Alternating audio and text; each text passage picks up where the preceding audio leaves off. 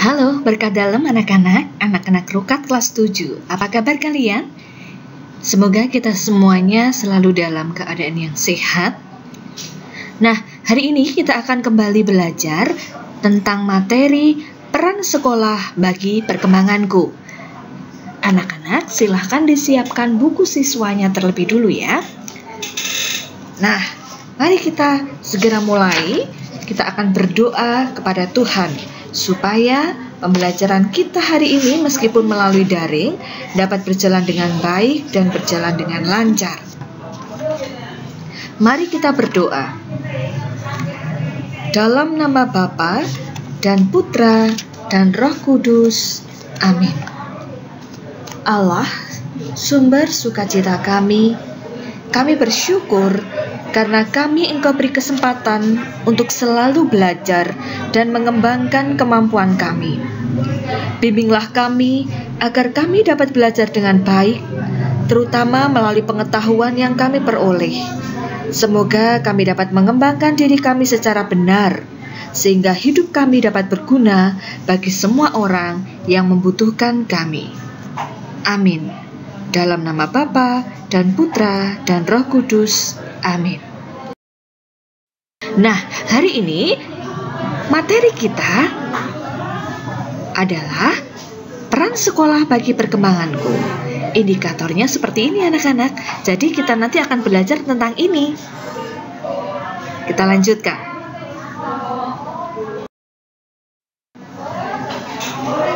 Baik, kita akan belajar dulu apa pengertian dari sekolah itu.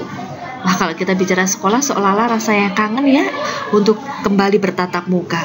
Tapi percayalah anak-anak, cobaan ini pasti akan berlalu dan kita akan kembali ke sekolah dan bertatap muka dan kita akan bisa bertemu lagi dalam keadaan yang sehat tentunya. Baik, sekolah adalah tempat orang mendapatkan banyak pengetahuan, wawasan, keterampilan untuk hidup di tengah masyarakat. Dan sekolah juga merupakan tempat untuk membentuk karakter agar dapat menjadi pribadi yang baik. Selanjutnya, kita akan belajar pihak-pihak mana saja yang berperan dalam sekolah. Yang pertama, pastinya yang nomor 1, yaitu kepala sekolah. Apakah peran kepala sekolah? Kepala sekolah, seorang edukator atau pendidik, sekaligus sebagai leader atau pemimpin. Karena seorang kepala sekolah harus bisa dan mampu untuk memimpin guru dan karyawan dalam meningkatkan mutu sekolah, serta bersifat terbuka, kreatif, dan memiliki semangat kerja yang tinggi. Selanjutnya, setelah kepala sekolah, siapa yang berperan? Iya, guru. Guru adalah orang yang sangat berperan besar dalam pendidikan para siswa di sekolah. Peran guru antara lain memberikan ilmu dan pengetahuan agar siswa memiliki kepandaian, kecerdasan, dan wawasan yang luas sebagai persiapan hidup di tengah-tengah masyarakat. Sekaligus, yang sangat penting adalah guru harus mampu mendidik siswa agar memiliki sikap, watak, dan perilaku yang luhur atau berkarakter. Lalu, menanamkan nilai-nilai hidup sehingga mampu menjalani hidup dengan penuh sukacita dan kebahagiaan. Dan juga mengantar para siswa untuk menggapai masa depan yang cerah. Nah, ini kita nggak boleh lupa ya, ini sangat penting perannya, yaitu penjaga sekolah. Peran penjaga sekolah dalam perkembangan siswa adalah membersihkan lingkungan sekolah yang mendorong siswa merasa nyaman untuk belajar dan tinggal di sekolah.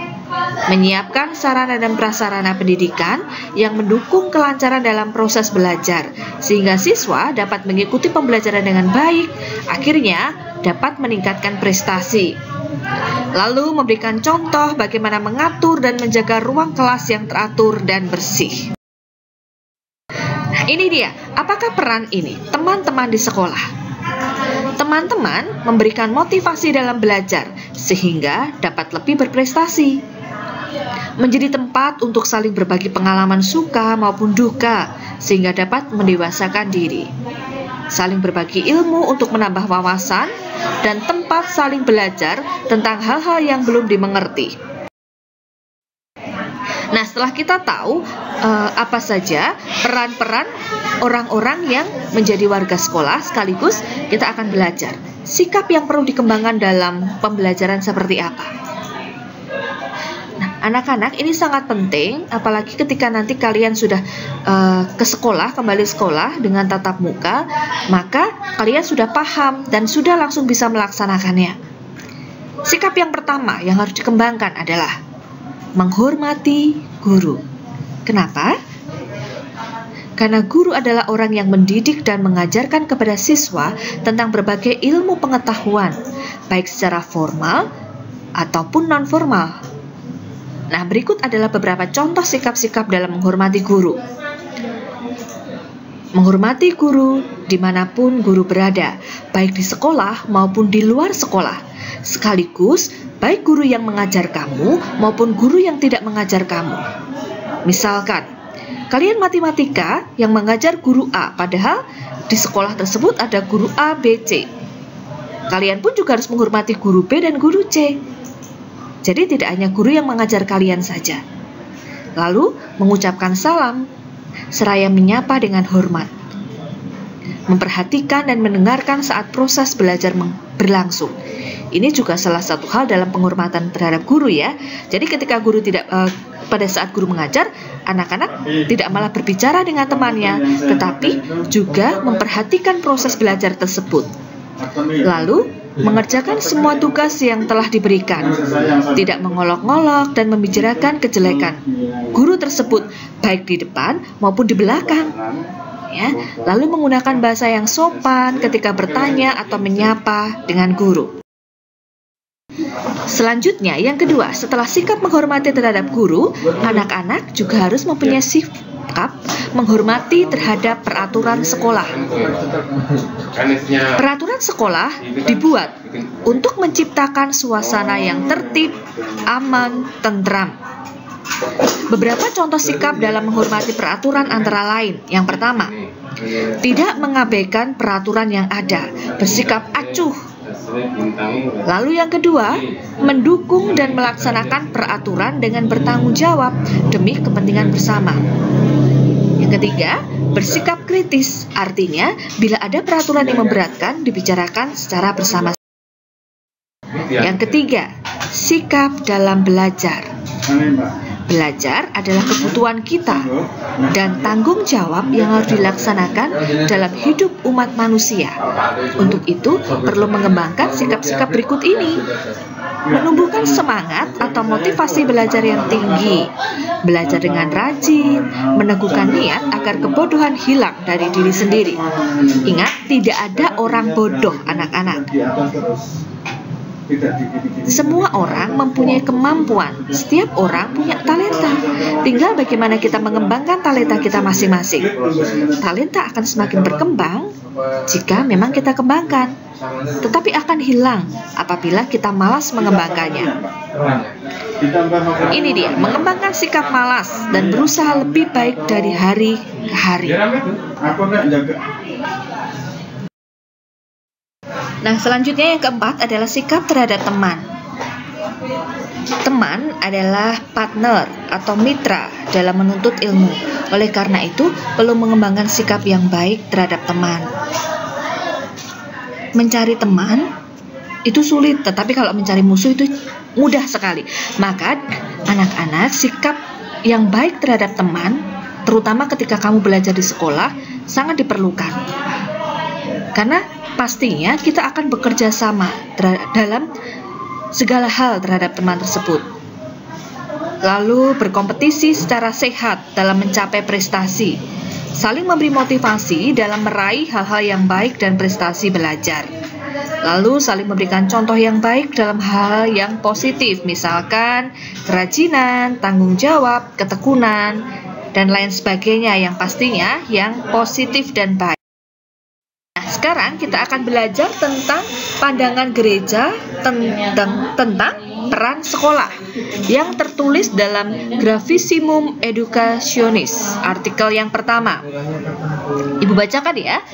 Semua orang dari suku, kondisi, atau usia manapun juga, berdasarkan martabat mereka selaku pribadi, mempunyai hak yang tak dapat diganggu-gugat atas pendidikan yang cocok dengan tujuan atau sifat perangai mereka, mengindahkan perbedaan jenis serasi dengan tradisi-tradisi kebudayaan serta para leluhur, sekaligus juga terbuka bagi persekutuan persaudaraan dengan bangsa-bangsa lain untuk menumbuhkan kesatuan dan damai yang sejati di dunia. Ini adalah isi dari artikel yang pertama, dokumen Gravissimum Educationis. Inti pokoknya apa? Setiap orang berhak mendapat pendidikan sesuai dengan adat dan budayanya. Lalu yang kedua, setiap orang terbuka bagi persekutuan persaudaraan dengan bangsa-bangsa lain untuk menumbuhkan kesatuan dan damai yang sejati di dunia. Yang ketiga, tujuan pendidikan adalah mencapai pembinaan pribadi manusia dan demi kesejahteraan masyarakat. Ini adalah inti pokok dari dokumen Gravissimum Educationis, artikel yang pertama. Lalu kita lanjutkan artikel yang kelima. Di antara segala upaya pendidikan sekolah mempunyai makna yang istimewa. Sementara terus-menerus mengembangkan daya kemampuan akal budi berdasarkan misinya sekolah, menumbuhkan kemampuan memberi penilaian yang cermat, memperkenalkan harta warisan budaya yang telah dihimpun oleh generasi-generasi masa silam, meningkatkan kesadaran akan tata nilai, menyiapkan siswa untuk mengelola kejuruan tertentu, memupuk rukun persahabatan antara para siswa yang beraneka watak, perangai, maupun kondisi hidupnya, dan mengembangkan sikap saling memahami.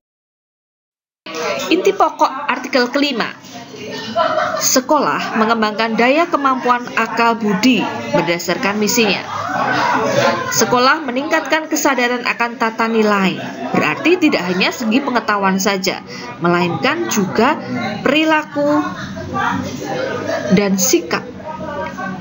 Lalu, sekolah menyiapkan siswa untuk mengelola kejuruan tertentu, memupuk rukun persahabatan antara para siswa yang beraneka watak perangai maupun kondisi hidupnya.